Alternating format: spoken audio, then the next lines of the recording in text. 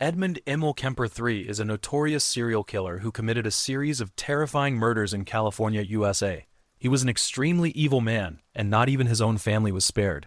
Even when he was imprisoned, he showed no remorse. After his release, he killed a few more young female college students. He was particularly cruel in the way he committed his crimes.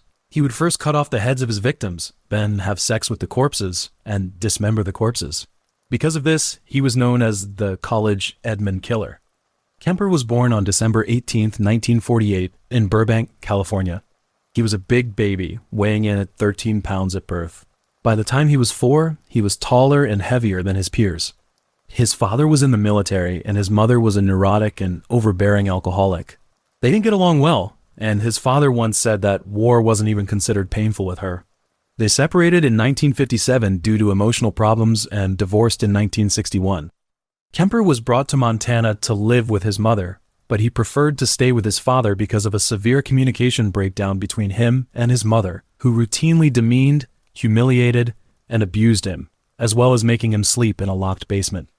During his childhood, Kemper exhibited antisocial behavioral traits and demonstrated a lack of compassion towards animals. At the age of 10, he buried a pet cat alive and subsequently exhumed the corpse before decapitating it and affixing the severed head to the wall using a pocket knife. When his actions caused discomfort to his family, he relied on lying to cover up evil behavior, from which he got sickly happiness. When he was 13, he became jealous that the family's other pet cat preferred to cling to his sister, so he killed and dismembered that cat and hid part of its body in a closet until his mother smelled the stench of the corpse. In addition to this, he also did strange rituals with his sister's dolls, cutting off their heads and hands. His sister Susan hated him too. Once Susan and he were walking near the train tracks, and when the train came by, Susan actually tried to push him towards the train. Another time, when they were swimming in the pool, Susan pushed him into the deep end and almost caused him to drown. Susan would also mock Kemper by asking him why he didn't kiss his teacher. However, Kemper's response was also horrifying, saying that if I wanted to kiss her, then I would have to kill her first. In interviews in his later years, he referred to his childhood, saying that he liked to play the gas chamber and electric chair games, where he would get his sister to tie him up and pretend to turn on the switch to the machine, and then he would struggle on the floor, pretending to be executed by gas or the electric chair. As a teenager, Kemper grew quickly in height and weight, but his mother did not praise him for it. One day, when he came home from school, he heard his mother talking on the phone with his father. She was mocking Kemper as a weirdo and saying that he looked exactly like his father and that no woman would ever fall in love with him. These words hit Kemper hard, causing him pain and anger. At that moment, he decided to leave the home that had filled him with so much hurt. With a glimmer of hope in his heart, he wanted to go to California to find his father, longing for the warmth. When he found his father, he realized that he had remarried and had a stepson. By that time, Kemper felt like an extra, so he stayed for only a short time before obeying his mother and going to live with his grandparents on a ranch in California. He didn't like working on the ranch with his grandparents, so he chose to attend Sierra Union High School near the ranch. His teachers saw him as a quiet, trouble-free person with average grades and no problems other than his size. But he had a really strained relationship with his grandparents at home. He says his grandfather was senile, boring, and lifeless, and his grandmother was a tired person who complained about him and his grandfather all day long, just like his mother. So Kemper often chose to spend time alone rather than with his grandparents. He enjoyed shooting rabbits and gophers with a .22 caliber rifle and even went so far as to shoot birds despite his grandmother's warnings. After being stopped by his grandmother yet again, he started fantasizing about violence. He imagined shooting his grandmother like a hunter as she stood outside the house. He kept fantasizing about killing his grandmother, but she seemed to know what he was thinking. She became very nervous and took a pistol with her whenever she went out and warned him not to touch the gun again. This made Kemper feel uncomfortable, and he felt that it was his grandmother who didn't trust him. On August 27, 1964, the grandmother was reading a children's book. When she looked up, she noticed that Kemper was looking at her in a strange way. This bothered her, so she asked Kemper to leave.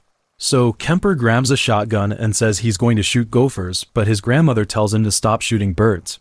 When he leaves the house, though, he didn't go hunting. He was just standing by the window, looking at his grandmother.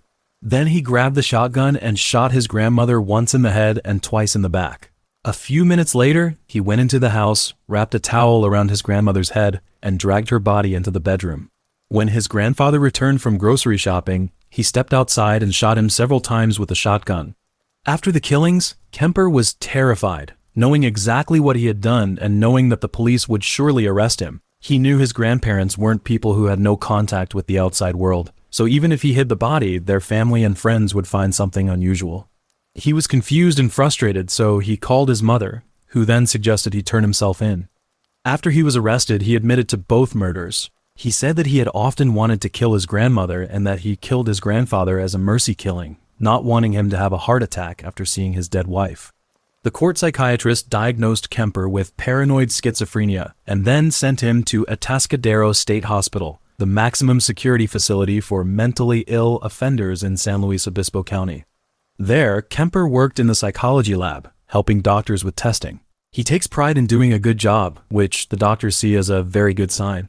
Because sociopaths are usually reluctant and uncooperative workers, but Kemper seems eager to do his best. However, the psychiatrists and social workers at the California Youth Authority disagreed with the court's diagnosis. They found Kemper to have no thought leaps, no thought disturbances, no manifestations of delusions or hallucinations, and no signs of bizarre thinking. They also observed him to be intelligent and introspective. In fact, he even had an IQ of 136 on an IQ test. On December 18, 1969, his 21st birthday, Kemper was successfully paroled from prison. His probation psychiatrist said, "If I were to look at this patient without any medical history or any history from him, I would think that we are dealing with a well-adjusted young man who is self-motivated, intelligent, free of any mental illness, and who seems to me to be responding very well to years of treatment and rehabilitation. And I see no psychiatric reason to think that he is any danger to himself or to any of the societized member. And since this may allow him more freedom to develop his potential as an adult, I think it is reasonable to permanently expunge his juvenile record." After he was released, he stayed with his mother, who by then was living in Aptos, California, not far from the University of California, Santa Cruz, where she worked as an administrative assistant. While he was living with his mother and in line with his parole requirements, Kemper went to community college. He wanted to become a police officer, but his application was turned up because of his size. Even though he was rejected from the force, he stayed in touch with Santa Cruz police officers. He called himself a friendly harasser and often went to a bar called the Jury Room, which was a popular spot for local cops. Kemper held a series of low-paying jobs for the California Department of Highways before landing a steady position. During this period, he and his mother were constantly at odds, often engaged in heated arguments that neighbors could hear, Kemper later recalled. "My mother and I started having terrible fights, just terrible fights, violent and vicious. I've never had such a violent verbal fight with anyone. It would be like a man swinging his fists at each other, but it was my mother, and I couldn't stand the thought of something like that happening between me and my mother. She insisted on these things just for something stupid. I remember one argument over whether or not I should have my teeth cleaned." So once Kemper had saved up enough money, he moved out to live with a friend. He still complained that he couldn't escape his mother's influence because she often called him and even made surprise visits, even though he often faced financial difficulties himself and had to return to her apartment frequently. Kemper met a female student at Turlock High School in Santa Cruz Beach when he was in his early 20s. They got together, and in March 1973 they got engaged. However, the engagement only lasted a little over a year before it was broken off when Kemper was arrested. Her parents asked that her name not be revealed to the public out of concern for the girl's privacy. That year, Kemper was still working for the highway department. Unfortunately, he was hit by a car while riding his motorcycle, which resulted in a pretty serious injury to his arm. However, by filing a civil lawsuit, he was able to get a $15,000 settlement from the driver of the car. He used the funds to purchase a Ford Galaxy automobile. He also noticed that a lot of young women were hitchhiking on the side of the road, so he kept some plastic bags, knives, blankets, and handcuffs in his car. At first, he was just there to talk to them, trying to meet and try to build friendships with people his own age. He picked up over 100 female hitchhikers without incident at that time, but it wasn't until his violent fantasies resurfaced. Kemper killed 5 college students, a high school student, his mother, and his mother's best friend between May 1972 and April 1973. In interviews, he said his mother refused to introduce him to her friends or students. He recalled her saying, "You're just like your father. You don't deserve to know them." On May 7, 1972, Kemper drove his vehicle into Barclay. On the way, he picked up two 18-year-old hitchhiking students, Marianne Pess and Anita Mary Lucchesa. They were both students at Fresno State. Kemper told them he was taking them to Stanford University, but he wasn't. He just drove around for a while and then pulled into a remote wooded area near Alameda. He locked Anita in the trunk of the car and then handcuffed Mary and put a plastic bag over her head to try to suffocate her. Mary bit through the bag, so Kemper pulled out a knife and slit her throat. He then released Anita from the trunk and killed her with a larger knife. Kemper later admitted that he had accidentally touched Mary's breasts with the back of his hand while he was handcuffing her. He said that the act made him feel ashamed and that he had apologized to Mary before killing her. He also said that he picked these women because they seemed upper middle class, which he thought was better than the scruffy, messy, smelly, hippie types that he wasn't interested in. After he killed the two women, he put their bodies in the trunk of his car and drove back to his apartment. On the way back, he was also stopped by the police because the taillight was broken, but the police did not check what was in the car. When he got back to his apartment, he took pictures and had sex with the two bodies. In the end, he dismembered the two bodies and put them in several plastic bags, which he threw away in the Loma Prieta Mountains. On the evening of September 14, 1972, he picked up a 15-year-old Korean dance student named Aiko Koo. That time Aiko had missed a bus, so she planned a hitchhike. She was on her way to her dance class, but she met Kemper, who was an evil man. He took her to a very remote area, handcuffed her and locked her in a car. Then he strangled her and killed her. When he put Aiko's body in the trunk of the car, he seemed pretty happy and went to a nearby bar to have a few drinks. As he left the bar, he also opened the trunk of the car and he looked at Aiko's body like a fisherman admiring his catch. When he got back to the apartment, he had sex with the body and dismembered and disposed of the remains in a similar way to the first two victims. Aiko's mother reported her daughter missing and posted flyers around town asking for information. Despite the police conducting extensive searches, no one had any information about her daughter. The murders caused a bit of a stir, but no one had any reason to suspect Kemper. On January 8, 1973, he also purchased a .22 caliber automatic pistol, a purchase he made without any problems despite his criminal record. On January 7, 1973, Kemper picked up Cynthia Ann Shaw, who was 18 years old at the time, on the Cabrillo College campus. She'd missed the bus and was hitchhiking to her dance class. That's when she encountered Kemper. Once on the car, Kemper took her to a remote wooded area. Despite Cynthia's pleas for her life, he shot her with an automatic pistol. He then put Cynthia's body in the trunk of his car and drove back to his mother's house, where he hid Cynthia's body in a closet in his room. The next morning, after his mother had left for work, he had sex with Cynthia's body, removed the bullets from the body, and then dismembered and decapitated Cynthia's body in the bathtub. After he did that, he threw the body down a cliff and then buried Cynthia's head in his mother's garden, facing his mother's bedroom. He thought his mother always wanted people to look up to her. Over the next few weeks, the police recovered all but Cynthia's head and right hand, and the forensic pathologist at the time said that recovering the body was like putting together a gruesome jigsaw puzzle. On February 5, 1973, Kemper had a heated argument with his mother. He was angry and continued to look for the victim. At the time, the Santa Cruz area was already suspicious of serial killers, especially against hitchhikers. The police advised students to only accept cars with university stickers. But Kemper's mother worked at UCSF, so he was able to obtain such stickers as well. Kemper met Rosalind Heather Thorpe, 23 years old, and Alice Helen Liu, 20 years old, on the UC campus. Kemper said he first met Rosalind when she was leaving a building after a lecture. She thought he was a classmate and got into his car to chat. While they were driving, he saw Alice, a Chinese girl, riding her bike and gave her a thumbs up. She wanted a ride, so he stopped and let her get in the back. Almost an hour later, Kemper slowed down on a remote road and shot Rosalind in the head with an automatic pistol. Alice was sitting in the back seat and saw everything, screaming repeatedly and writhing in the back seat.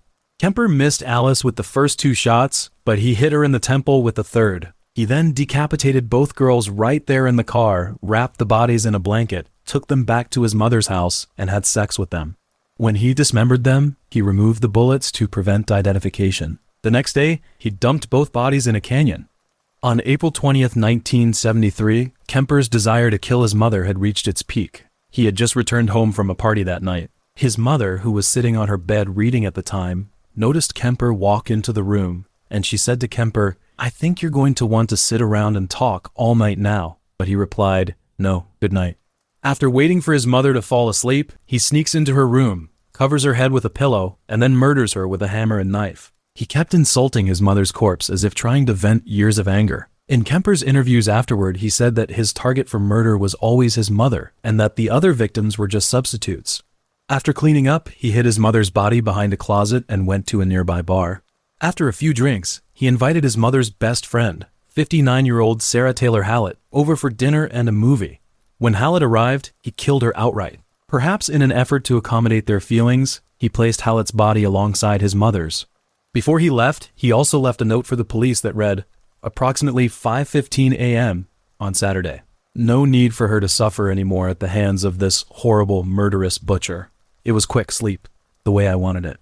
After committing these crimes, Kemper quickly left the scene and drove to Pueblo, Colorado. He took caffeine pills to stay awake during this 1,000-mile-plus journey. He also carried 3 guns and hundreds of rounds of ammunition in his car because he believed he was now a target of the police.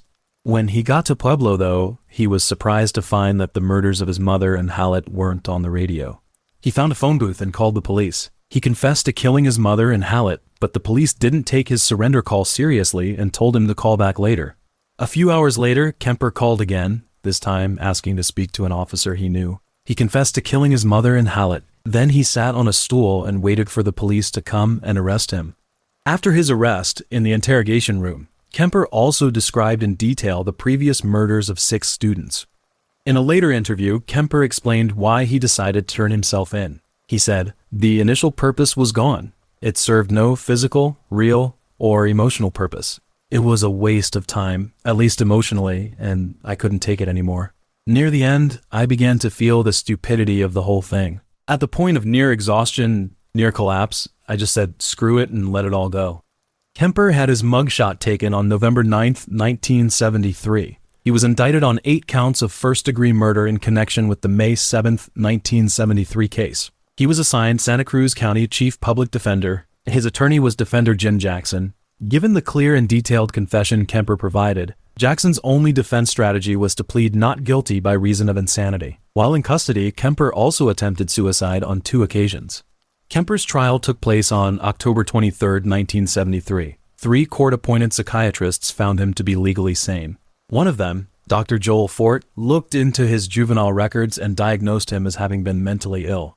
Dr. Fort also spoke with Kemper and told the court that he removed the meat from the victim's legs and then cooked and ate it in a casserole. He also found that Kemper was aware of each case, although the charges of cannibalism against Kemper were later dropped.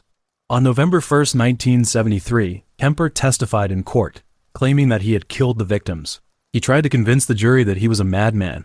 The reasoning was that his acts could only be committed by someone with an abnormal mind. He said that there were 2 personalities inhabiting his body, and that when the killer personality took over the body, the sensation was somewhat like a fainting spell.